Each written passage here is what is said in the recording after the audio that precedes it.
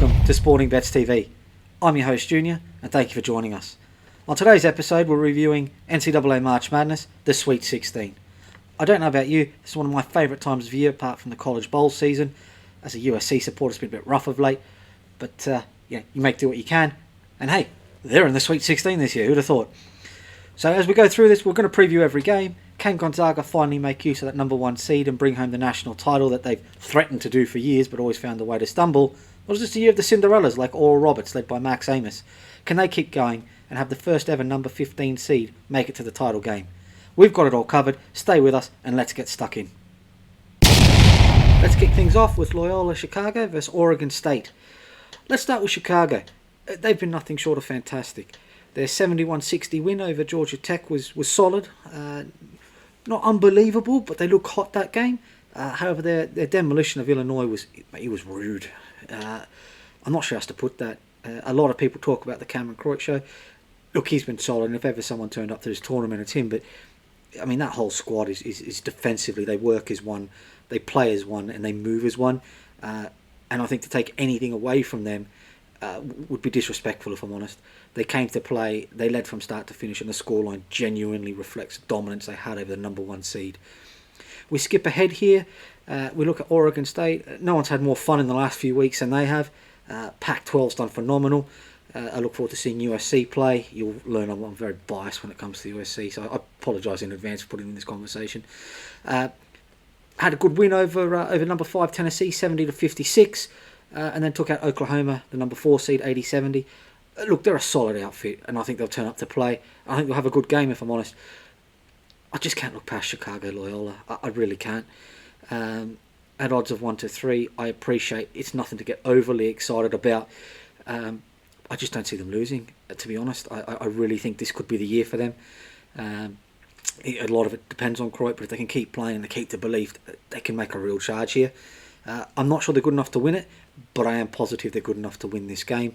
The spread's interesting. That's probably where the value is. Both teams have been winning games by 10 points. I like Chicago's defence, if I'm honest. I just think they're going to shut down Oregon. Ethan Thompson's been solid, 15.3 points per game, but he's their only real outlet. And I feel if they can just push him to the side a bit, get him out of his zone, it's theirs for the taking. They finish strong. They're obviously a very fit team. If they're up by 5 to 7.5, I can't see it being a 14 or 15 point blowout. So game one, my call, Loyola Chicago. And we think they'll beat the spread. So get on, that's what we'll be. Let's get stuck into game two, Villanova versus Baylor. We'll start with Villanova in a game that I think will be closer than most of the pundits do. Mate, what a postseason they've had. Took out number 12 Winthrop, 73-63. You could argue North Texas was a bit of a gimme, but the way they did a number on them, 84-61, that was a statement. That's telling the people, the punters, look, we're here, we belong here. And I concur.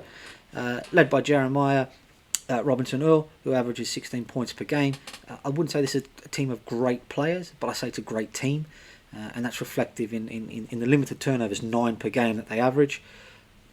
I just don't see them overpowering Baylor. If we look at Baylor, I mean, they've had a sensational season, 25-2, disposed of Hartford. I mean, that was another game that was borderline rude and probably didn't have to be played, if I'm honest.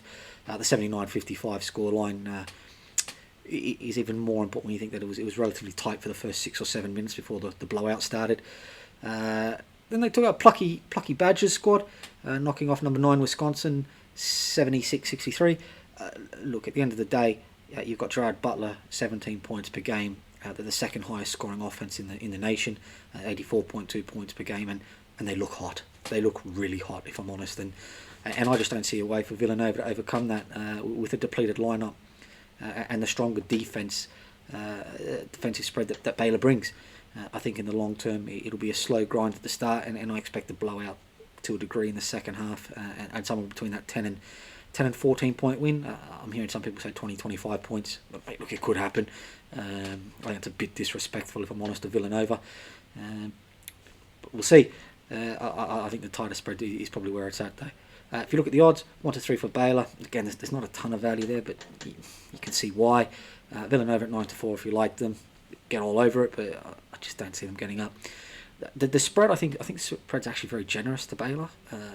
they should be up by 4 to 6 at the half, possibly even by the spread at the half, and I don't see them losing the second half. Our tip, Baylor at 1 to 3. If you're spread betting, Baylor to beat the spread.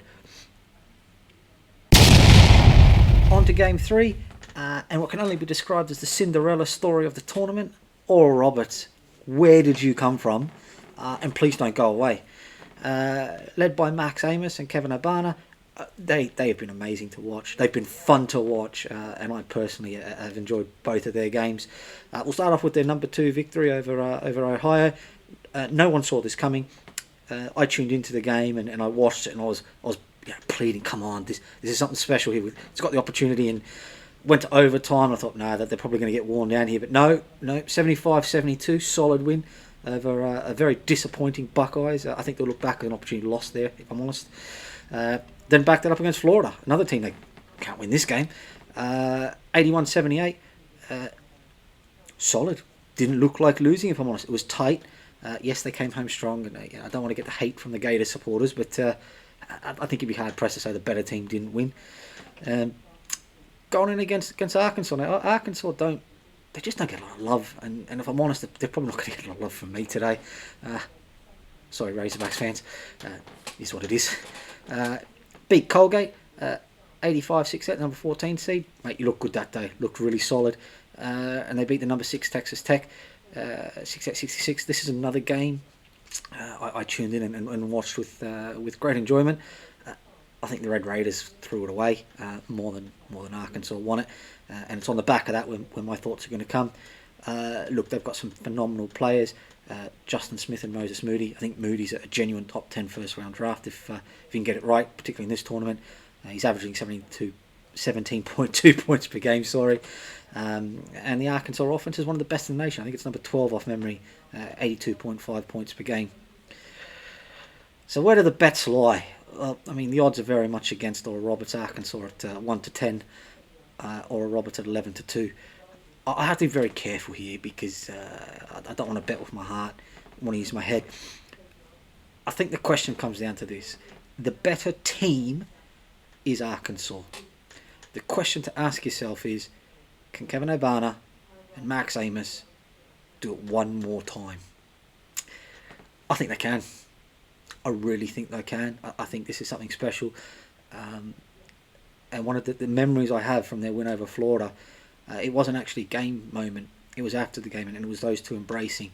And just the way the team was. I think there's a lot of love in this team. I think there's a lot of belief. They got nothing to lose. Look, if you shut down one or both of them, the game's over and Arkansas win by 30. I just think they are. Just my gut feeling. So, bet here. I'm going for the upset here. I think Oral Roberts does it one more time.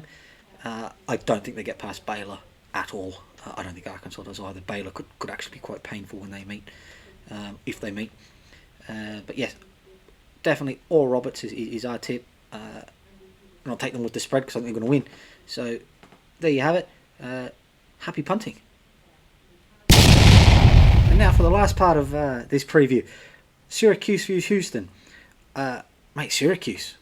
Probably gone under the radar because of Oral Roberts, and I'm sorry, I'm probably one of the ones guilty of not enjoying their own Cinderella story. Did a number on San Diego State, 78-62 in the first round. Backed that up with a gutsy win against a strong West Virginia team, 75-72 in the second round. Mate, they look good. They look real good. This is another one. Not a star team. They do have a star player at the moment. Buddy Boeheim, 17.7 points per game. If you don't have him in your top 3 of player of the tournament, I'm not sure what you've been watching, if I'm honest. He's been sensational, absolutely sensational, and a joy to watch. So, Buddy, on the off chance you're watching this, thank you. I'm taking on a strong Houston team. They've done nothing wrong, if I'm honest. They drew a weak Cleveland State. 87-56 is reflective in the scoreline. Mate, if I'm honest, it was a training session, and I'm sorry for Cleveland State that was your one shot at the title. Very unmemorable performance. And then they had a tough game against Rutgers, and I watched that. Got up in the end 63-60, and look, I think Rutgers look back at another one of these teams' opportunity missed. 1 or 2 bad decisions on the court cost them being here, and I think they outplayed Houston, to be honest. Look, Quentin Grimes had a great game as he always does, the leading scorer at 18 points per game. I think the step up in quality from Cleveland State was noticeable. And I think the step up again against Syracuse. And although Syracuse's record is slightly deceiving at 19-9, it's just one of those teams that's hitting form at the right time of the season. We look at the odds. Syracuse 21-10. Look, we like Syracuse, so that's who we're going to be recommending. I think they're very generous odds. Houston at 4-11. Look, I mean, considering the number 2 seed there, you probably can't be too far wrong.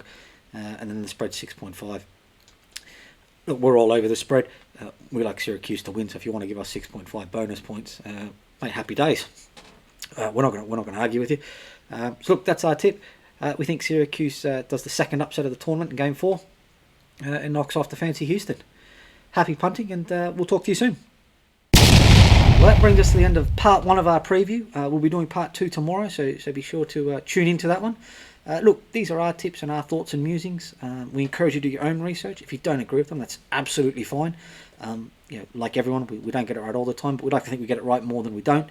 If you're going to have a punt, as always, gamble responsibly. Look, have fun, enjoy the tournament. Whether you bet, whether you don't bet, it is a great tournament. You see the future stars of the NBA, and it's just a lot of fun. So look, I'm Junior. Thank you for coming, and we'll see you next time. Take care.